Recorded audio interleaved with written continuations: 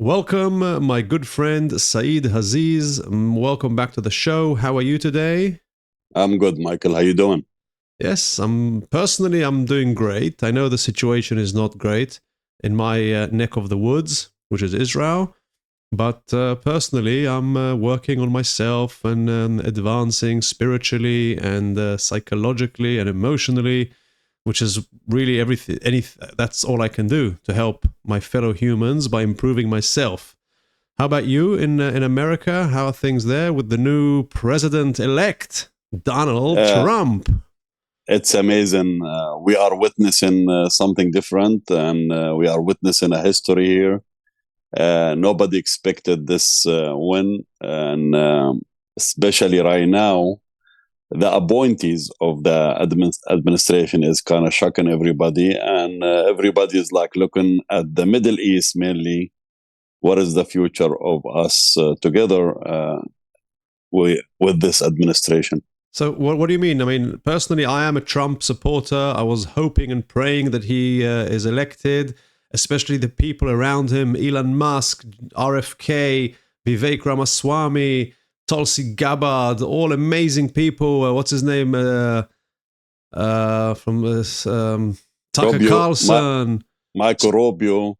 I'm not sure I know, but all those people who were with him, before he got elected, are all amazing people. People who used to be Democrats and people who, if you listen to what they are saying, they want to do good. So what do you think? So do you think it's a bad thing that he's a dictator and a Nazi and it's terrible that he got elected and things are going to just go downhill from here? As a Palestinian, to me, there is no difference between Republicans and Democrats. Republicans will stand firmly with Israel and just say it the way it is. Democrat will play it like they like to have peace, but they cannot achieve nothing. But mainly, what happened in this election, Arabs and Muslims gave their votes to Trump. I personally did not vote because to me, when you are living in like a blue state or red state, like for example, California is a blue state.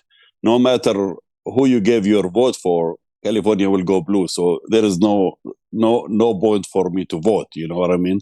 But mainly, what happened, the Arabs and the Palestinian community believe that they want to punish the Democratic Party for supporting Netanyahu and give it to Trump. But now everybody in a state of shock where he is appointing the hardliners. It's like you are dealing now with Smotrich and Ben Gvir in the United States government. Really? I Yeah, don't know. like Look, look, I'm a Bitcoiner. You know Bitcoin? I've been yeah, into Bitcoin for 7 years.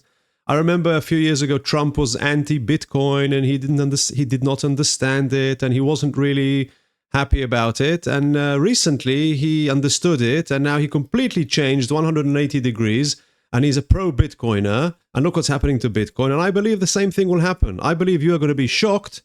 And I believe that he's going to do a lot of good in the Middle East. He wants to do the Abraham Accords. I can guarantee you he's not going to give Netanyahu a single penny to go and slaughter Arabs, innocent children in Gaza. He's not going to do it. If anything, Trump is going to stop the war. So I don't understand why you think he's going to be worse than people who actually sponsored all the killing. look at like Mike Huckabee, for example, the I don't know who ambassador he of is. I have no idea who he is. Mike Huckabee is worse than Ben Gvir. He will sit in the right of Smotrich and Ben Gvir, and he don't call anything. He don't even recognize anything called Palestine. He don't call it Palestine. He don't call there is Palestinian people. He does not even believe in Palestinian people. Let's wait Like and see. look at Marco Rubio, the Secretary of State. He is the same way. So he is appointing certain people who is like kind of like anti-Palestinians. They don't even. As I said, he was anti-Bitcoin and he's pro-Bitcoin. I bet you he sat with those people and he said, guys, you can't do what Saeed thinks you're going to do. You can only become part of my administration if you change your ways and you're part of my plan, Trump, which is a good plan for the Jews, for the Arabs, for everyone. And let's wait and see. Let's wait and see. No, just to say, oh, you appointed this guy, oh, you appointed that guy, that's proof that he's bad.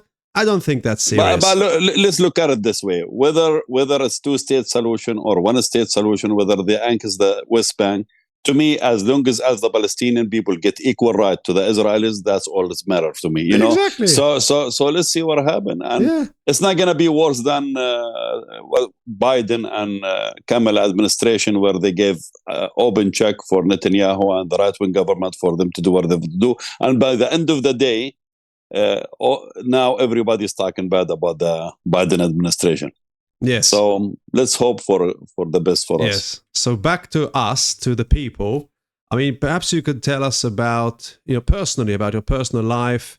How has it changed since you met pro-Palestinians like myself and Joseph Avisar and other people, Israelis and Jews who support a one-state solution. And I just support equality, call it a one-state solution, half-a-state solution, two-state solutions, whatever. Even if the whole world becomes a one-world solution and there's just one big country and everyone's equal, even better as far as I'm concerned.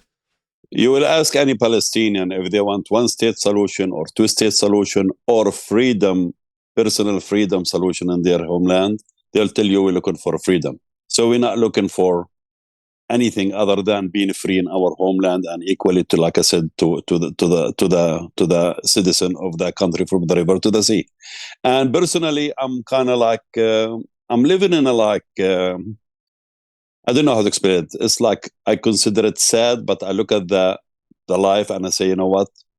This is life, and we have to accept it the way bad and good is. But one thing that kind of enlightened my soul, and I start seeing things different for our Jewish brothers and sisters who really supporting us in this tragedy, And one of them is you. I always use Joseph Avasar as one. I watch a lot of these Jewish people all over. The people who's doing jobs right now in the Congress, like the group called Bink.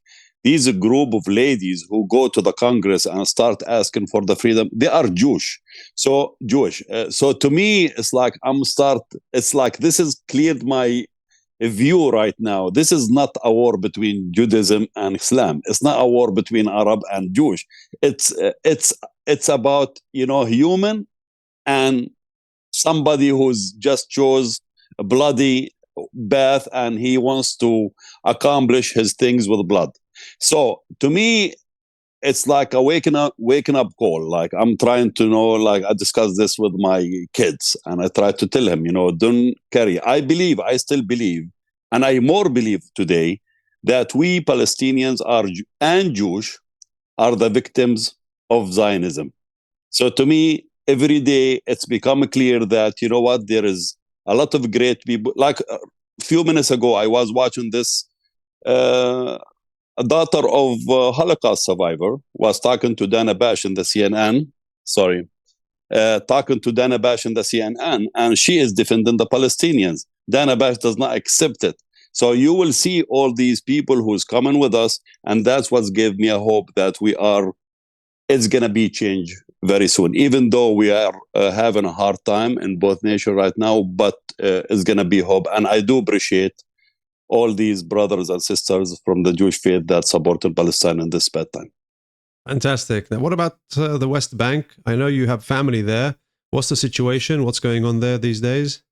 Situation is very bad. Now, Netanyahu has given so much power to Ben Gvir and Smotrich. Settlers have very powerful force in West Bank. They are taking land from Palestinians. They are taking the water. They are occupying. They stubborn people, like again and again. We keep saying that every year in the olive farm. And, the olive and oil is something important for Palestinians. Especially, you get it from your own land, who you inherited for hundreds and hundreds of years. Settlers are trying to cut off the roads for Palestinians, and thank God we did it peacefully this year. They don't bother us but other towns and cities was suffering. But like I say, there is 3 settlers. I introduce you to Andrew and his groups who's fighting for, against but he's not a settler. He's fighting the settlers. He's a Jew who's protecting Palestinians from the settlers. A young 18, 19-year-old guy. Amazing. A legend. Amazing. A legend. Exactly. So these guys fighting every day to stop the settlers. Like one of my friend Ayman Grayeb told me, three settlers in Jericho area control a land 3 times bigger than Gaza. Wow. And they are kicking all the tents, all the Bedouins, all the Palestinians from there. So what's happening in West Bank is look like there is another military in control in West Bank. There is another power who's taking over. Like you go to Tel Aviv, is liberal, and it's like everybody's like, you could see people will tell you yes or no, but when you go to West Bank, this is like brainwashed society, carrying guns. Military cannot stop them. They can come to your house anytime they want. They could burn it, they could destroy it. And this is where we need to be careful, because when West Bank, like you put in too much pressure in West Bank, and there's like you know, there is no Hamas in West Bank. And still people, daily, there is 2, 3, 5 people, 10 people dying in West Bank. You are not fighting terrorism. Everybody knows that what's happening right now in West Bank, they are fighting Palestinians from being there in their homeland, and they want us to leave. And this is gonna come to a place where it's gonna be worse than Gaza, because when West Bank move, they're not gonna be using military and stuff. They're gonna demonstrate, peacefully and stuff, but it's gonna be tough and it's gonna be bad for everybody. So I hope that it's not gonna go to the time where West Bank can move to action. That would be scary. What do you mean? The West Bank it sounds like, I don't know what it sounds like, but if they're going to be peaceful, so what are they going to achieve? They're just going to do huge demonstrations in the streets? They might get killed. It's like the first Intifada, blockage, and they're not gonna make settlers live peacefully in that area, and they're gonna be like for example, people losing their land. Now every village have a blockage. Have a gate. Any teenager soldier come in front of my town and just block that town for the whole day. And why? And nobody, because they think that you are harboring terrorists or what? Supporting the Hamas? Because they are putting a pressure in the Palestinian community to leave. They are cutting off the PA funding.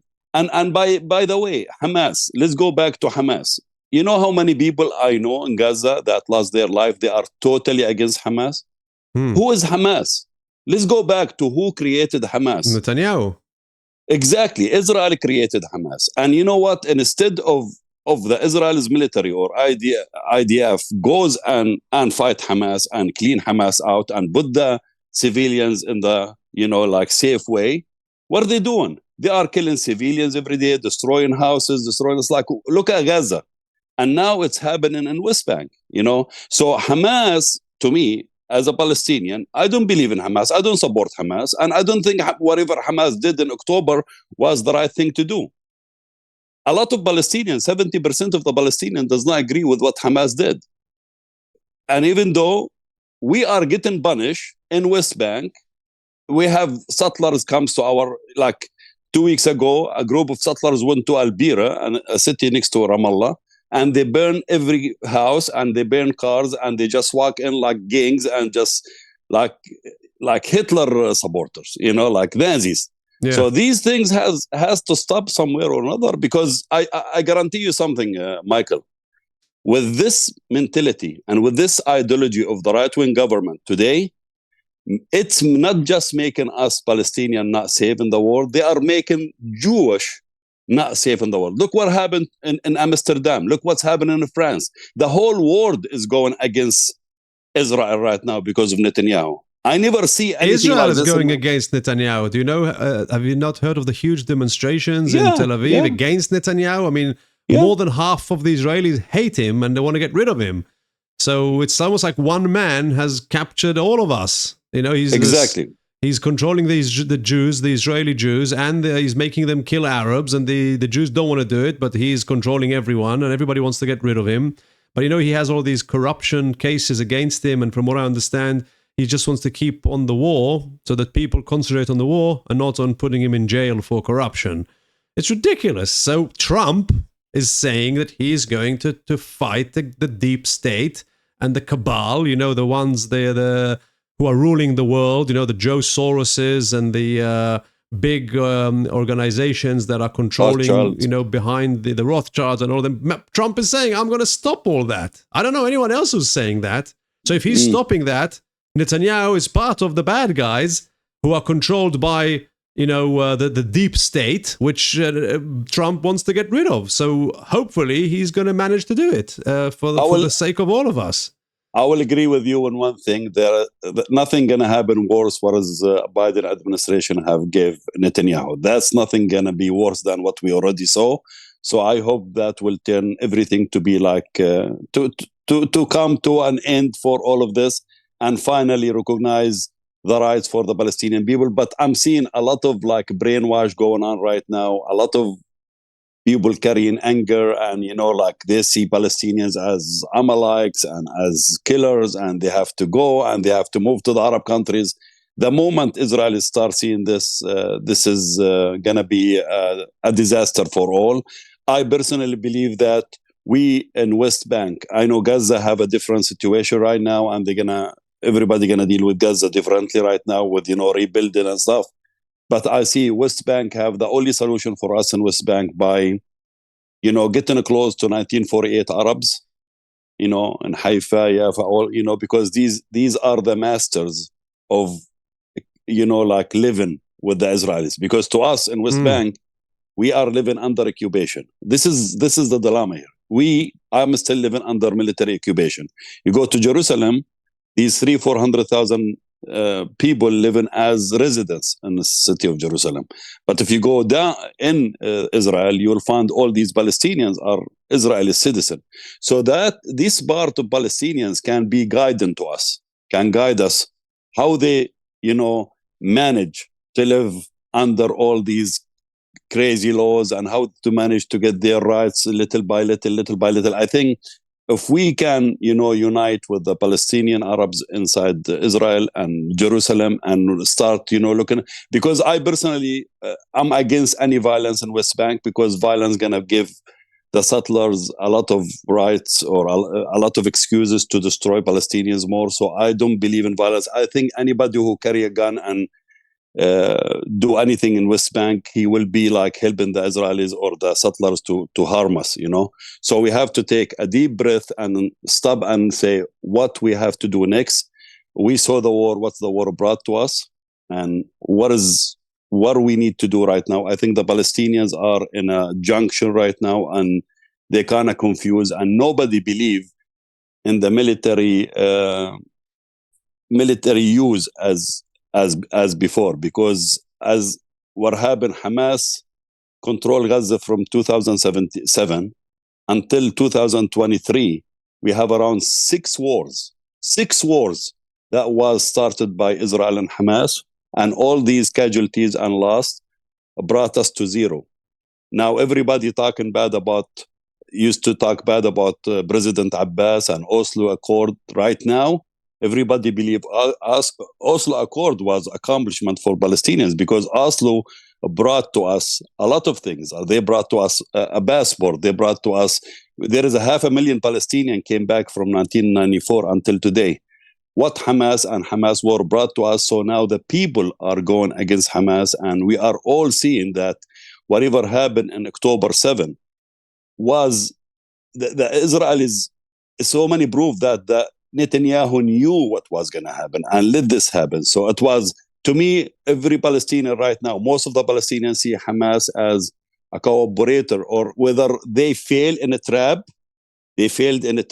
or they did what they have to do in this, and that's what Hamas was there, because they never, from the moment I knew Hamas until today, they never recognized the PLO, they even recognized the Palestinian Authority. They are always, it's like, against us in every way. And all of a sudden right now, they started this war, and now we are in a disaster situation, and they disappeared. Like, they are living in Qatar, they're living in Arab countries, and nobody taking responsibilities for the people. And the PA with Mahmoud Abbas is taking care of a lot of people in Gaza right now.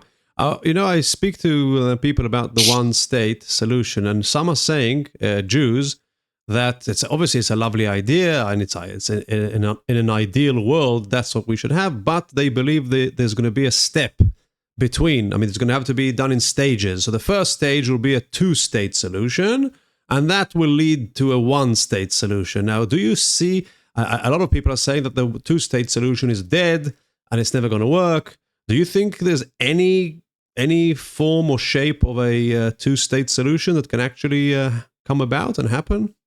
Palestinians in West Bank are fearful right now from Ankis, the West Bank, like taking the West Bank, Judea and Samaria. They want to just take it and put it under the Israelis' law. But you have to understand there is around 2.5 million, or almost 3 million Palestinians live in West Bank. What would happen to them? And like I said, West Bank never commit anything the way Gaza committed. What's a two-state solution? Can you explain to me what is that? A two-state solution?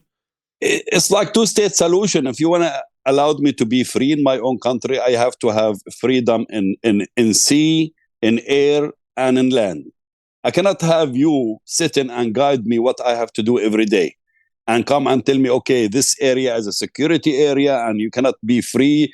But I could understand right now if you want to give me, like, if we go back to 1967 war and what's the international law say, it says like 1967 land and West Bank is an occupied territory, is Jerusalem is an occupied territory, and give this to the Palestinians. And I believe President Abbas proved himself from the time he became president until now that he lead some kind of government, and he is entitled, and not just entitled, he will be the PA will lead for the two-state solution. But are you ready as an Israelis? Are the settlers ready for us to have two-state solution in West Bank? So what do you do with the 700,000 settlers? You kick them out?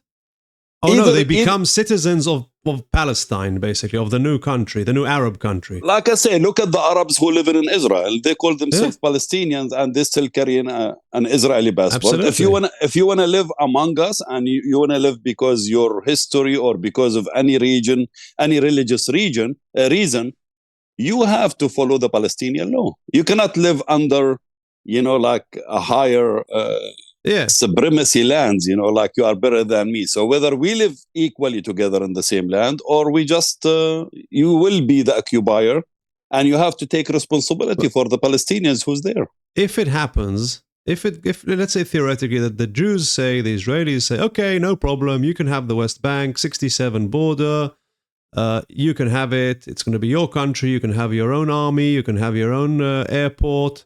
I don't know about a seaport because there is no sea there, but never mind. You can have at least an airport. We could do it in Gaza, maybe. Like I say, if we have access there's going to be Gaza. like a corridor, maybe roads and bridges, whatever, connecting Gaza to the West Bank. Tunnels. You have a port in Gaza, and that's it. And we trust you. We trust you. We're just going to take the risk that the worst thing that the Jews are afraid of is not going to happen. So we trust you. Bang, you have your own country. What and the Jews living in your country, the settlers, they can. You have to give them a citizenship, and if they want to stay there, they can stay. If they want to move to Israel, they can. What will happen on the following day? Today it's declared, internationally recognized. What happens the next day? Look, Michael, we are living together whether we like it or not. We've been living together from 1948 until now. 1967. Now we have settlers living among us, with us. A lot of Palestinians go work in settlements every day and come back home. So to us, whether they do it in paper or not, it's already happening in the ground. So we are living together. Like, for example, Rami Levy is a supermarket. When I go to West, I go buy stuff from Rami Levy sometimes. Sometimes they say you have to boycott Rami Levy, but I say, you know what? I need to buy a Coca-Cola from Rami. Certain stuff that we don't have the same quality. So to us, we've been living together. But in reality, instead of us, what's changed me as a man is by knowing you as a person. If I don't meet you, I talk to you, and we are exchanging information and exchanging energy and compassionate messages, how do I know there is Jewish exists that support Palestine? It's like you will never know what a settler look like other than when he's passing by next to you. So we need to start working us together, where we start educating each other and getting closer to each other and allowing each other to understand who we Yeah. are and what we are here for. Some So next day, Israelis are afraid that the following day, Arabs are going to take revenge and slaughter all or half or whatever of the settlers. They'll kill them. that's impossible to happen. First of all, second, you have to understand. I'm not talking about Gaza and Hamas time. I'm talking about West Bank and Yeah, me too. Abbas time. Abbas proved. So you know this Shiloh. Shiloh is a settlement near Mazra Sharkiya, which is where you're from.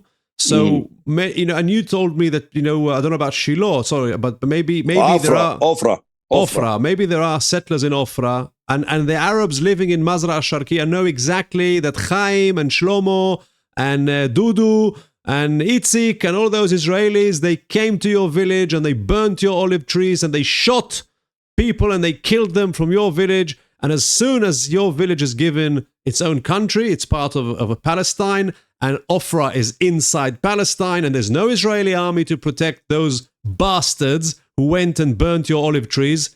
Isn't it logical to believe that, your people are just going to lynch them as revenge for what they did to you? Like I said, Michael, if you commit a crime anywhere in the world, you have to pay for it.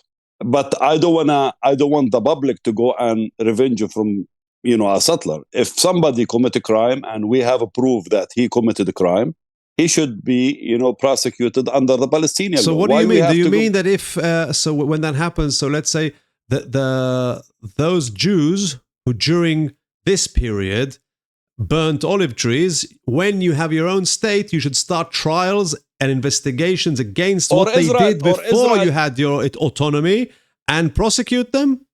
No. To me, if we start brand new, we should just abolish everything, erase everything. Okay. Unless if you killed a Palestinian, you should not be around us, because we have the mentality of a feud and we have to go and revenge from that person. But to me, if it's like a burning house or everything will be paid. That's amazing. So here is an Arab, Saeed Aziz, an Arab, saying that you forgive the Jews, the settler Jews who came and burnt trees and burnt houses and beat up people. As long as they didn't murder any Arab, they should be safe, and you will not seek to revenge.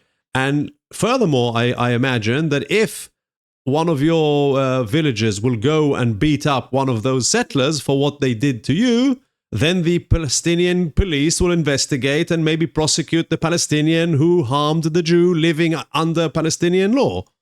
100%. We both live under a Palestinian law. You want to carry a Palestinian resident card and you want to be there for any reason. You want to be a citizen of that country or a resident of that country, you have to follow the Palestinian law. Yeah. 100%. So again, if a Jewish settler is saying, well, I don't want to stay in a Palestinian country because who's going to protect me if something happens to me? So the answer is the Palestinian police, and the Palestinian judicial system will protect you just like it protects any other Palestinian Arab or Jew living there. Okay. Exactly. And Michael, there will be a very huge problem, because let's say you are living in Haifa or wherever you're living at in Israel, and you are under the Israel's law and constitution.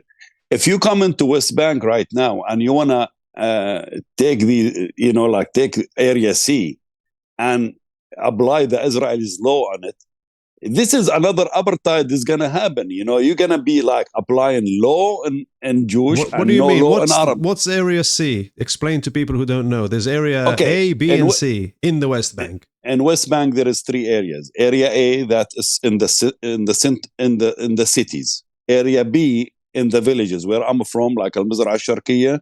It is not control. It is under the Israelis military law, but it is runs by the PA. And Area C is a farm land, where is my farms, So Israel wants to take that land. They want to leave us without olive trees, without farms, without anything like that. So that's when you come and take these lands, and you apply the Israelis law, so a settler can be in my town, in my farm, X farm, let's say, he's an Israeli, and he's protected by the Israel's law and is in violation of the international law by 1967 land. This land, this settler is an Israeli, and who am I? I don't have a state. I'm a stateless. I don't have a citizenship. Why don't you apply the same law on me too? Like you are doing it for the people of Kufr Qasim and Akka and Haifa and Yafa, So this is going to be a problem. Whether you all take everything and we all becomes a citizen of one state, or you have to give me my freedom, and you cannot come and steal my land and apply the Israel's law on it, because this is when you're going to be having a freeway who drive from Shiloh to Tel Aviv in 45 minutes, but it's going to take me 3 hours to go from Al-Mizrah Sharqiyya to Ramallah in 15 kilometers. So this is going to create more pressure on the people, and that's when people are going to come out on the street and flip everything. But you're talking about now, down. Not about the theoretical solution I suggested of a two-state solution. You are saying now the situation, now they're trying to take the sea territories and all that. Yes. And if the Israelis continue, then they're just going to have a third intifada on their hands. That's what you're saying. Which again is just going to lead to more killing. Sorry? Exactly. If the settler is going to keep pressure in West Bank, cutting off the PA money and disrespecting people and destroying houses and farms like this, if West Bank comes in, it's going to be bad for everybody. And it's going to be bad for Israel more, because it's not going to be security for settlers. It's going to be more people. The whole world going to boycott Israel. Remember, the only country who's supporting Israel right now is United States of America. Look at the whole world. Everybody's waking up right now. Everybody's saying, like even my cousin, Senator Omar Aziz, he made a speech that day. He called Netanyahu as the Herodes of our time. He's killing kids and destroying, So a lot of people support Israel to exist, but not a lot of people support the right-wing government to Israel, who is making Israel look very bad right now. I can tell you personally, since I woke up about a year ago to the idea that basically the Jews are the bad guys, and we came here and we stole the Palestinian land and basically, fought against the local natives and just like, the Americans and the Indians. Only the Americans succeeded more in their colonial settlements by basically killing most of the Indians. So there's nothing left to fight against, whereas the Jews didn't succeed as colonialists because many Arabs are still around, alive and kicking, and have not been exterminated. So the Jewish settlers have a much bigger, the colonialists have failed in a way, but they're still trying to preserve this colonialism. Now, the Jews are divided into two kinds. The ones like me who say, okay, we made a mistake, we shouldn't have done it, but it's done. It's not us, it's our parents' parents, our grandparents, but now we have to fix it. We have to find a way to live together. Then you have another kind of Jews who say, no, this is our land, God gave us this land, and you're naive, Michael, because all Arabs are bad and they hate you, and Islam says specifically to kill every single Jew and the Islamic people, the Muslims, they want to conquer the world, they want to kill the Christians, they want to kill the Buddhists, you just want to conquer the whole world, and Muhammad wanted to be the ruler of the world. What a rubbish like that. And you get Jews also who part of this, they say, and we are the chosen ones. The Jews are the favorite people of God, and God chose us, and they explain it to you like, it's not an easy thing to be a chosen one. We need to work harder to please God. We have to obey like 350 laws that you, the Gentile, don't need. You only need to follow 8 rules because you are beneath us, because you are not superior. You are not the chosen ones, the chosen one. Now, there are many Jews who fucking believe that. Today, I interview them every single day. They're completely crazy. And I'm like, I can't talk to them. There's no one to talk to. They're full of hate and they're delusional, and I have no idea what to do. I mean, I kind of gave up. It is scary because when you are brainwashed in this level, like, dealing with Hamas right now, and they are they are. Look what the difference between the PA and the Hamas people. PA is taking the path to live free and to live. Hamas taking the path of dying. And you will find a lot of people believe that it's okay for us to leave 100,000 people just for us to destroy Israel. But where is this came from? The same teaching. It's the same teaching of who's teaching this settler that he is a chosen one and everybody else has to go. Is this people thinking the same way? Yeah, but the Hamas are like the religious Jews. The religious Jews are no better than the Hamas in a way. What is the difference between Khalid Mash'al and Netanyahu to me? They are the same people. They are moving against each other in the name of God. And what about Iran? How does Iran come into all this? I mean, I have no idea. I mean, what do you think of Iran? 10% of the Palestinian people believes Iran have, major role in supporting Hamas, and 90% of the Palestinians disagree that they don't want any role, and they don't believe Iran have any good things for the Palestinians. Because, like I say, go back to the time, go compare to the Kingdom of Morocco to Iran. Look, see what the Moroccan have done for us to help us since 1948 until now. You will see signs all over the Palestinian territories, like Morocco helped the Palestinian people. Iran, we never heard of Iran until we heard that Hamas decided to ally with Iran. So we don't believe in. Tell me about Iran. What is Iran's agenda? What are they doing worldwide? What are they trying to do? Iran has its own agenda. The difference between Iran and Arabs, Iran have its own agenda and its own visions in being in the area to control and conquer the Arab country. They want to control the Shia. Look at all these capitals that Iran entered is destroyed. They don't even have running water or electricity. Where? So what's Iran? Where? Tehran? Where? In Iraq. Look at Syria, what happened. Look at Libya, what happened. Look at Yemen. So you have to understand. What do you mean they entered? How did they enter? Because remember, Iran came to Iraq because the majority of Iraqis are Shia. Okay. Not because they are helping the Iraqi against the United States of America. And the Iranians are not Shia? Iranians are Shia. You have to. But the Iraqis are also Shia. So the Shia fought against the Shia? With the Shia against the Sunni.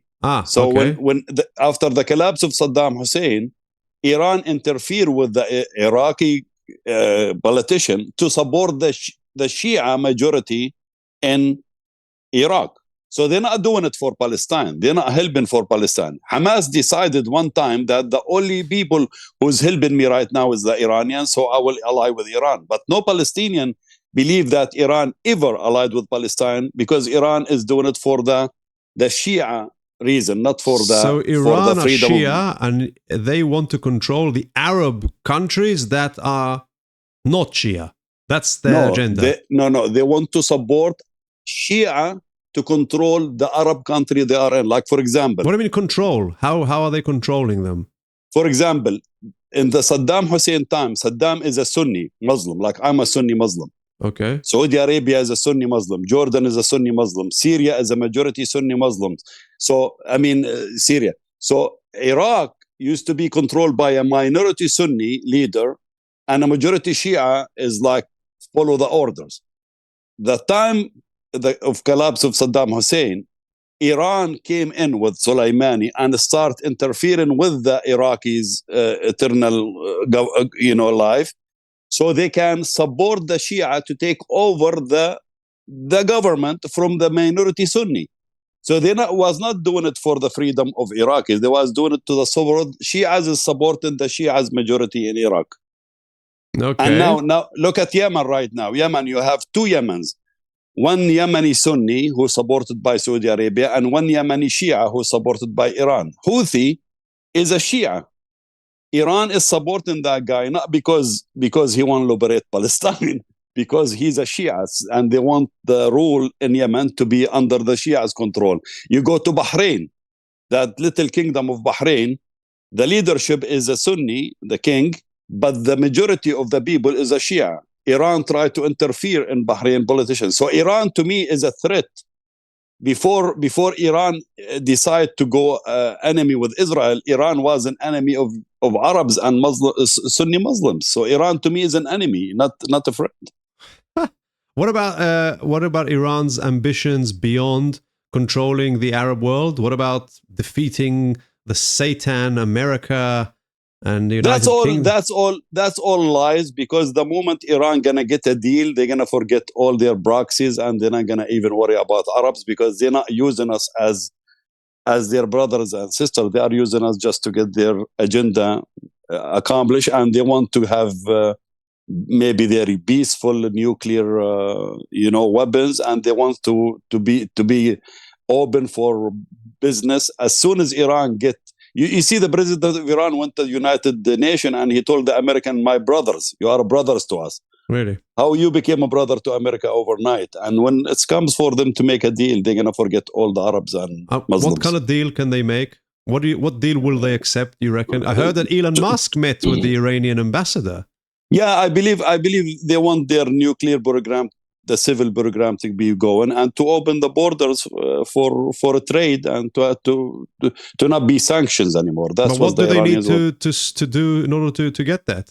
What they need to get. They need to stop funding Hamas, to stop funding Hezbollah, to stop funding the Houthi, and I guarantee you they will make a deal and leave all of these guys behind, for sure. Okay. So what can we do? What can we, the people, do? That's what I'm talking about. I don't care about what Iran do. I don't care about what Houthi do. I care about us, the future of us together. Where we cannot get rid of each other, and the only way is to find a common ground to live peacefully and to live in equal right together. That's the only way. Netanyahu can give us any excuse. He can destroy Gaza, he can destroy West Bank, but at the end of the day, nobody's leaving, and you cannot get rid of the Palestinian. And the only way to live in peace as an Israeli is by creating and securing peace for the Palestinians. It's amazing how you are. I keep hearing that we have the same common enemies. So if you put the majority of the Israelis, even some religious ones, not extremists, but a lot of religious Jews and secular Jews, together with Arabs, then they both have Netanyahu as their enemy. They all hate Netanyahu. You are saying Iran are also a common enemy of the Palestinians and the Jews. 100%. So we have more in common. Even our enemies are in common, But the whole thing is so mixed and confused, and there's so much disinformation and misinformation, and the news channels are all working, for the deep state and trying to screw up everyone's minds even more. I don't know. I'm just going to wait patiently until something happens. Imagine the Iranian delegation went to Lebanon a few days ago, and they don't want to go through airport security checks because they think that they own the town. What does the Iranians have to do with Israel? And no Palestinian believe that Iran gonna come and liberate Palestine. They are not doing it for us. We all know that. Yasser Arafat in 1979 was invited to Iran. And the first day he was there, it was an Israeli's embassy. They gave it to the Palestinians and they could recognize Palestine. But they want Yasser Arafat to call the PLO the Islamic Revolution PLO. Because the moment Arafat found out they have agenda of Shia's militia's mind and Shia's ideology, he knew these guys are not for good for us. So we Palestinians never believed in Iran, never cooperate with Iran. Iran never gave us a damn penny from all this entire time until Hamas decided to go with Iran, and now the Palestinian accused of being supported by Iran. But no Palestinian. Hamas failed.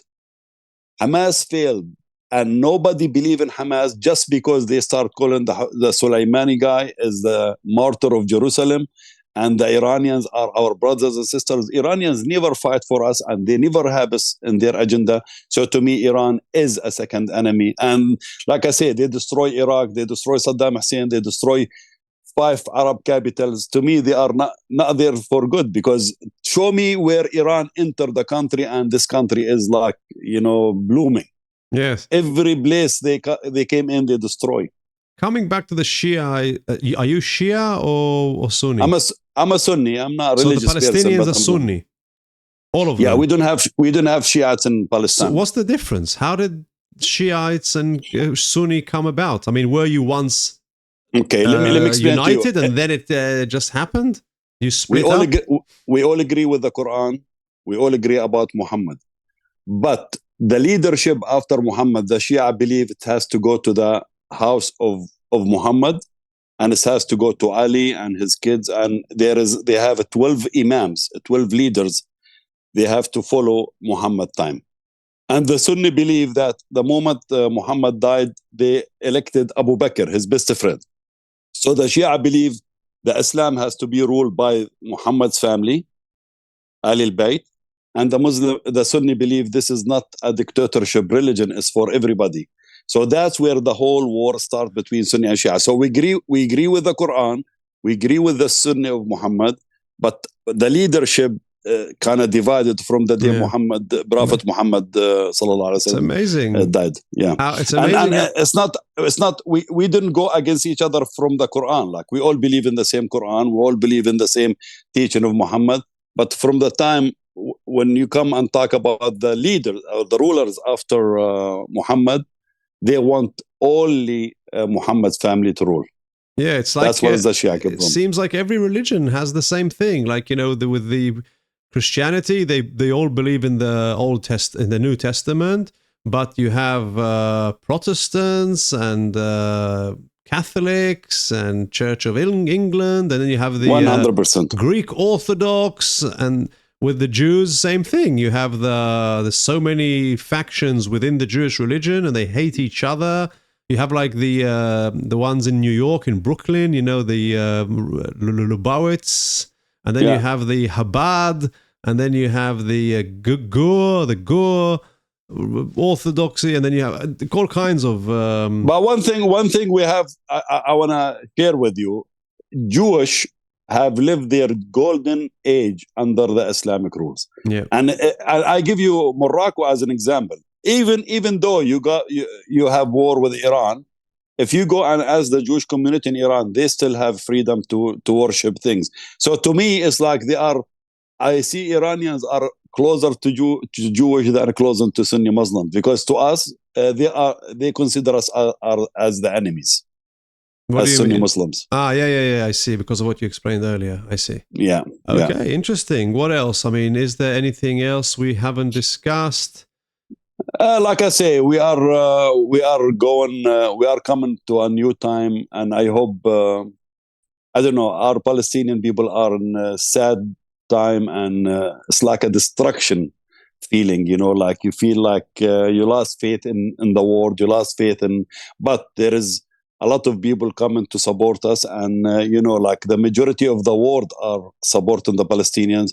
And like what you saw in Amsterdam that day, what happened to the Israelis in Amsterdam. I heard that the Israelis were attacking the Arabs. I saw the other day a report that shows that the whole thing was distorted. In Amsterdam, that actually it was the Israelis who were the hooligans attacking locals, but the CNN and whatever, all the news channels, they distorted it, and they said it was the other way around, that the Arabs were attacking the Jews, but actually it was the other way around. That's what I saw on some YouTube channel the other day. The Israelis started chanting death to Arabs and started going against the Palestinian flags. You go into to another country and you want to apply your own anger over there. Crazy. You will get, but that's what happens when you're superior. That's what happens when you are the chosen one. Like I say, whatever brought me here today, just to tell you, thank you, Michael. Thank you for all these Jewish and brothers who support Palestine. And I know eventually we're going to get rid of these extremists. And there is no other way than the peace way. And we're going to find a common ground. Whether we like it or not, we cannot get rid of each other. So let's find a way how to live together as one equal people in the same land. Absolutely. So, Saeed Aziz, as usual, it's been a pleasure talking to you. And for that, I'd like to say to you, thank you very much. Thank you, my brother. I appreciate that.